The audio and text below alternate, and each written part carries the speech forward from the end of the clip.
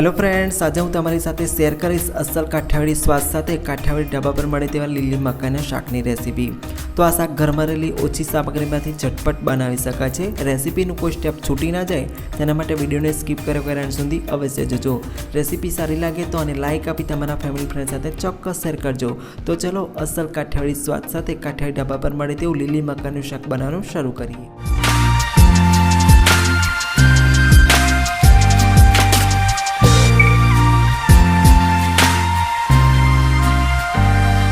रेसीपीनी शुरुआत सौथी पहला अपने मकाईना दाणाने बाफवाथी करीशुं। जेना माटे 200 ग्राम जेटला अमेरिकन मकाई एटले के स्वीट कॉर्नना दाणा प्रेशर कुकर में लईशुं। तेनी साथे आपणे 1.5 कप जेटલું पाणी उमेरीशुं अथवा जे दाणा छे ते डूबे तेटલું आपणे पाणी उमेरवानुं छे। अत्यारे मैं 1.5 कप पाणी लीधेलुं छे। हवे तेमां स्वाद प्रमाणे मीठुं उमेरीशुं अने 5 चमची हळदर उमेरीशुं। साथे 1 चमची खांड उमेरीशुं।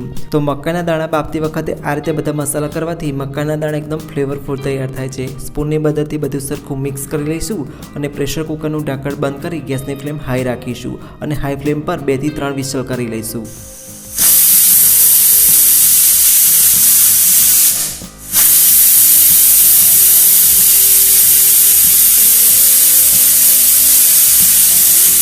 हवे आ रीते 2 થી 3 विसल कर्या बाद गैसनी फ्लेम बंद करी दईशुं अने कुकरने रूम टेम्परेचर पर ठंडू थवा दईशुं। कुकर आ रीते रूम टेम्परेचर पर ठंडू थाय एटले आपणे कुकरनुं लीड हटावीने दाणाने चेक करी जोईशुं। तो तमे जोई शको छो मकाई खूब सरस बफाई गई छे। बाफेला मकाईना दाणाने आ रीते गाळीनी मददथी गाળી लईशुं। तो तमे जोई शको छो के खूब सरस मकाईना दाणा बफाई गया छे अने कलर पण खूब सरस आवे छे।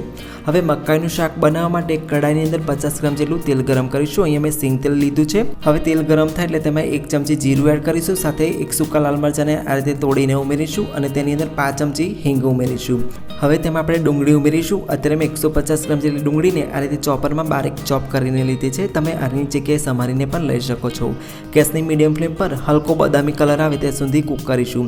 आ रीते हलको बदामी कलर आवी जाय त्यारबाद आपणे तेमां एक मोटी साइजनुं खमणेलुं टामेटું उमेरीशुं। तो अत्यारे टामेटाने मैं ग्रेट करीने लीधा छे। तमे आने बदले मिक्सर जारमां क्रश करीने पण लई शको छो। तो मैं आ प्रकारनी जे खमणी आवे तेनाथी तेने खमणीने लीधा छे।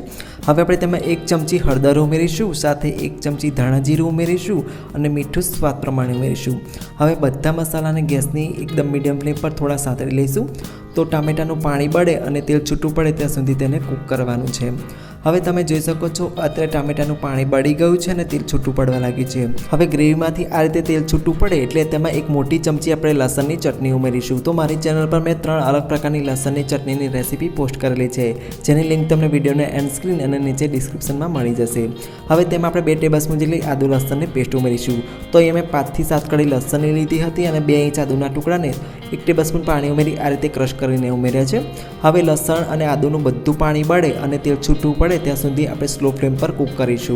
તો અહીંયા ફ્લેમ સ્લો રાખવાની છે અને સ્લો ફ્લેમ પર તમે જોઈ શકો છો કે આદુ લસણનું પાણી બળી ગયું છે અને તેની સાઈડમાંથી તેલ છૂટું પડવા લાગ્યું છે। હવે શાકનો કલર ખૂબ સરસ આવે તેના માટે 1 ચમચી જેટલું કાશ્મીરી લાલ મરચું પાવડર ઉમેરીશું અને ગ્રેવીમાં તેને સરખું કૂક કરી લઈશું।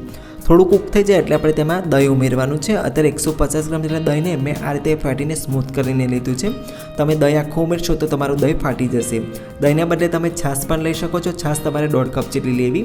હવે દહીંને આપણે ગ્રેવીમાં સરખું મિક્સ કરી લઈશું અને તમે જોઈ શકો છો દહીં ગ્રેવીમાં સરખું મિક્સ થઈ ગયું છે અને તેલ પણ છૂટું પડી ગયું છે। तो आ समय આપણે તેમાં બાફેલા મકાઈના દાણા ઉમેરીશું। તો ગ્રેવીમાં ઉમેર્યા બાદ ગેસની સ્લો ફ્લેમ પર થોડી વાર માટે લગભગ 1 થી 2 મિનિટ માટે મકાઈના દાણાને ગ્રેવી સાથે કૂક કરીશું। તો આ રીતે ગ્રેવી સાથે મકાઈના દાણાને કૂક કરવાથી ગ્રેવીની બધી ફ્લેવર મકાઈના દાણામાં આવી જાય છે।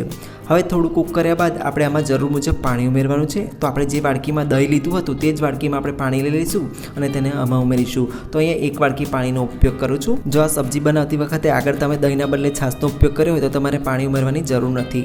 હવે પાણીને સબ્જીમાં સરખું મિક્સ કર્યા બાદ આ પેનને લીડથી ઢાંકી દઈશું અને ગેસની એકદમ મીડિયમ ફ્લેમ પર लगभग 4 થી 5 मिनिट માટે કૂક કરીશું। 4 થી 5 મિનિટ પછી તમે જોઈ શકો છો તેલ ઉપર આવી ગયું છે, મીન્સ કે આપણું સબ્જી કૂક થઈ ગઈ છે।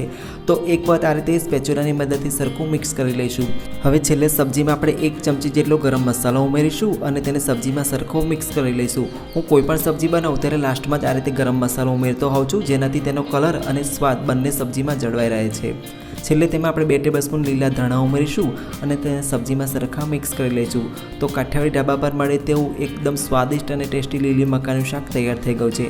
આ શાકને આપણે સર્વ કરીશું. તો તૈયાર થયેલા આ શાકને આપણે રોટલા, ભાખરી, પરોઠા સાથે સર્વ કરીશું તો ખાવાની ખૂબ જ મજા પડશે.